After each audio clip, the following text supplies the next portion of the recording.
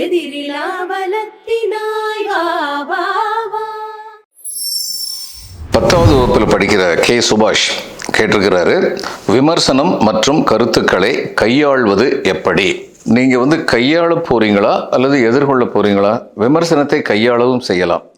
விமர்சனம் என்பது ஆக்கப்பூர்வமானதாக இருக்க வேண்டும். நாம் விமர்சிப்பதென்றால் அதுதான் கையாள்வது. கருத்துக்கள் அதே மாதிரி தான். நம்ம கருத்துக்கள் மற்றவர்களை ஊக்குவிப்பதாக இருக்க வேண்டும், நம்மை இன்னும் மேம்படுத்துவதாக இருக்க வேண்டும். பல கருத்துக்கள் வாழ்க்கையில் நமக்கு சொல்லப்படும். எந்த கருத்துக்களை எடுத்துக்கணும்? எந்த கருத்து நம்மை மேம்படுத்துமோ, எந்த கருத்து நம்மால் புறப்படுவதால் பிறரை மேம்படுத்துமோ அப்படிப்பட்ட கருத்துக்களை எடுத்துக்கொள்ள வேண்டும். இது கையாள்வதுங்கிறது. இதையும் விட முக்கியம், எப்படி அதனை எதிர்கொள்ளுவது.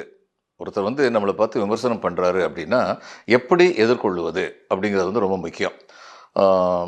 நான் இதில் எம்ஏ முடிச்சுட்டு, ஆங்கில இலக்கியம் முடிச்சுட்டு, ஒரு கல்லூரியில் என்னை விரிவுரையாளராக, லெக்சரர்னு சொல்லுவதில்லையே, ஆங்கில விரிவுரையாளராக அரசு கல்லூரியில் நியமிச்சிருந்தாங்க. நான் நேரம் ரொம்ப ஒல்லியாக ரொம்ப சின்ன பையனாக இருந்தேன். 21 வயசு தான் எனக்கு அந்நேரம், 21 22 வயசு. அந்நேரம் போகும்பொழுது அந்த வகுப்பறையில் 2 வாசல்கள் இருந்தன.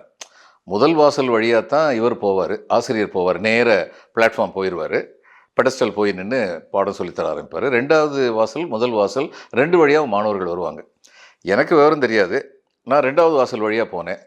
என்னை பார்த்தோன்னே எல்லாருமே ஒரு மாணவர் வந்திருக்காருன்னு நினச்சேன். புது மாணவர் யாரோ வந்திருக்காருன்னு பார்த்துக்கிட்டு இருந்தாங்க. நான் அப்படி போய் அப்படி பெடஸ்டலில் ஏறினோடனே பல பேருக்கு ரொம்ப ஆச்சரியமாக போச்சு. என்ன இவ்வளோ சின்ன பையன், இவரா நம்முடைய விரிவுரையாளர் அப்படின்னு. அதில் ஒரு மாணவருக்கு அதிர்ச்சி தாங்கலை. வாயை திறந்து அவர் சொல்லிட்டார், தம்பி அப்படின்னு சொல்லிட்டார். இப்போது தம்பிங்கிறது நீ என்னைய விட சின்னவன் அப்படிங்கிற அர்த்தத்தில் இருக்கலாம் அப்படின்னு நான் எடுத்துக்கலாம். இது ஒரு விமர்சனம் தான், என்னை நோக்கி வீசப்பட்ட ஒரு அஸ்திரம், ஒரு ஆயுதம். இதை நான் உடனடியாக சரியாக கையாளலைன்னா நான் உங்களுக்கு சொல்லிக் கொடுக்குற காலம் பூரா நான் தம்பியாகவே தான் இருக்கணும். என்னை ஒரு இளையவனாக தான் பார்ப்பாங்க இல்லையா? அப்போ நான் என்ன பண்ணேன், ரொம்ப புன்முறுவலோட, யார் அந்த அண்ணன்? தம்பி எம்ஏ முடித்து விரிவுரையாளராக வந்ததுக்கு அப்புறமும் செகண்ட் இயரில் உட்காந்துக்கிட்டு இருக்கிற அண்ணன் யார்? கொஞ்சம் எந்திரிங்க பார்க்கலாம் அப்படின்னு சொன்னேன். இப்போ வகுப்புடைய சிரிப்பலை அத்தனையும் அந்த மாணவர் மேலே திரும்பிச்சு.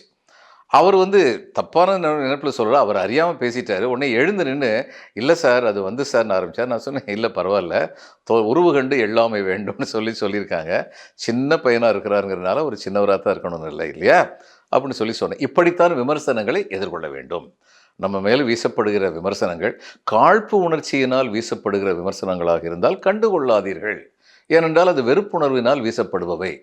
ஆனால் இப்படிப்பட்ட விமர்சனங்களும் அல்லது உண்மையிலேயே நம்மிடம் சில குறைபாடுகள் இருக்கின்றன என்று மற்றவர்களுக்கு தோன்றினால் அதை பற்றிய விமர்சனங்களும் நாம் நேர்மறையாக எடுத்துக்கொள்ள வேண்டும். விமர்சிக்கிறவங்ககிட்ட போய் உட்காந்து பேசலாம். நீங்கள் இப்படி சொல்கிறீங்க, நான் அதை பற்றி யோசிச்சு பார்க்குறேன், எங்கிட்ட இந்த குறை இருக்கான்னு யோசிச்சு பார்க்குறேன்னு சொல்லலாம். அல்லது நீங்கள் என்கிட்ட குறைன்னு சொல்லி நினைக்கிறது உண்மையில் என்கிட்ட இல்லாததுன்னு நான் நினைக்கிறேன், அதுக்கான காரணத்தை நான் சொல்கிறேன் அப்படின்னு சொல்லலாம். சொல்வதற்கும் நமக்கு பொறுமை வேண்டும், சொல்வதை கேட்பதற்கு மற்றவருக்கு பொறுமை வேண்டும். பொறுமை இல்லாதவங்ககிட்ட பேச வேண்டாம், பேசி பிரயோஜனம் இல்லை. இவ்வளவுதான். சரியா? ஒளியிழந்த நாட்டிலே நின்றேனும் உதய ஞாயிறொப்பவே